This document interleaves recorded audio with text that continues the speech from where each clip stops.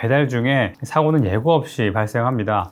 요즘은 대부분의 플랫폼 기사님들이 산재보험에 가입되어 있습니다. 그래서 업무 중에 다치면 당연히 산재로 처리할 수 있죠. 그런데 막상 산재를 신청할 때 작은 실수 하나 때문에 수백만 원씩 손해를 보는 경우가 정말 많습니다. 오늘은 그 중에서도 무조건 알아야 될 3가지 핵심을 알려드릴 거니까요. 영상 끝까지 시청하시기 바랄게요. 배달 중 사고는 대부분 오토바이 미끄러짐 사고가 많죠. 비 오는 날이나 눈길, 도로가 미끄러워서 혼자 넘어지는 경우가 많습니다. 그런데 어떤 분들은 오토바이 타다가 다쳤다고 하면 건강보험 처리가 안 될까봐 병원에서 이렇게 말씀하세요. 길 가다가 그냥 넘어졌어요. 이러면 안 됩니다. 이 말 한마디 때문에 산재 승인이 불가능해질 수도 있어요. 산재가 안 된다고 해도 혼자 다친 거면 건강보험으로 처리가 가능하니까 걱정하지 마시고요. 꼭 진료 볼 때 배달 중에 넘어졌어요, 배달하다가 다쳤어요, 이렇게 명확하게 말씀하셔야 됩니다. 그럼 구급차를 부르지 않았어도, 블랙박스 영상이 없어도 병원 기록만으로 산재 승인을 받을 수 있어요. 추가로 사고 장소 주변에 CCTV가 있었다면요, CCTV는 보통 한 달이면 자동으로 삭제가 되니까 최대한 빨리 확보하셔야 됩니다.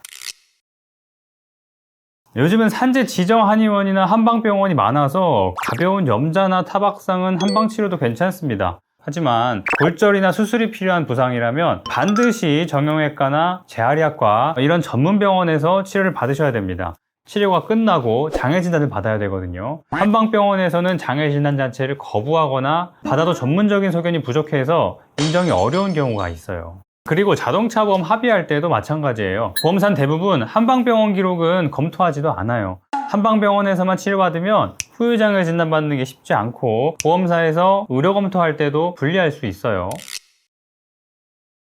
배달 중 교통사고로 다쳤다면 어떤 걸 먼저 처리하냐에 따라서 결과가 많이 달라집니다. 일단 사고 전 90일 기준으로 한 달 수입이 200만 원 이하라면요, 자동차 보험을 먼저 처리하는 게 낫습니다. 배달 일을 시작한 지 얼마 안 됐거나 부업으로 배달하시는 분들이 여기에 해당될 텐데요. 산재에서는 최저 보장액이 있는데 하루에 48,000원 밖에 안 됩니다. 한 달로 계산하면 130만 원도 안 되죠. 장애급여도 그만큼 낮습니다. 이런 경우 산재를 먼저 처리한 게 오히려 손해볼 수가 있어요.